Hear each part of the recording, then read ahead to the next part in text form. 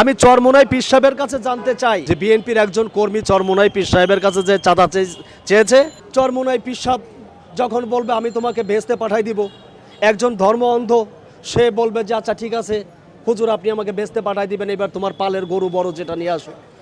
এই দেশের জনগণ সারা বছর লালন পালন করে যে গরু ছাগলটা চরমোনাই পীর সাহেবের খাঁচায় চলে যায়, সেই গরুগুলো বিক্রি করে আজকে উনি যে শত শত টাকা খরচ করে যে এক একটা সমাবেশ করেন, প্রতিদিন পাঞ্জাবি চেঞ্জ করেন, পান খেয়ে দাঁতটাকে লাল করেন, উনি কার টাকায় পান খান?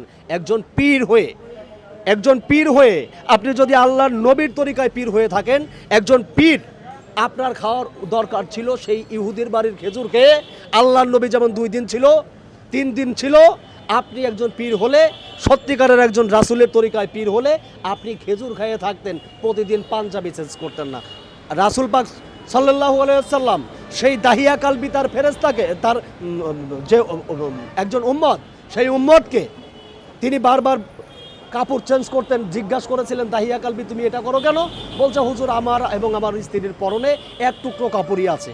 রাসূল পাক সাল্লাল্লাহু আলাইহি সাল্লাম উসমান গনির কাছে ভিক্ষা চেয়েছিলেন, হে উসমান গনি আমি দাহিয়া কালবিকে পাঠালাম তুমি কিছু ভিক্ষা দিও। আপনি একজন পীর সাহেব, হাদিস জানেন না, কোরআন পড়েন না, আপনি পীর সাহেবগিরি করতে আসছেন, আবার লক্ষ লক্ষ টাকা খরচ করে আপনি সমাবেশ করেন, সেখানে দাঁড়িয়ে প্রকাশ্যে মিথ্যা কথা বলেন। আমি চরমোনাই পীর সাহেবের একটি মিথ্যার এভিডেন্স আপনাকে দিয়ে যাচ্ছি। ওই পুরন ঢাকার যে সোহাগ মারা গেল, সোহাগের ছেলেটা তখন তার অঞ্চলে সাংবাদিক মিডিয়ার কাছে সাক্ষাৎকার দিচ্ছে, এটি টাইম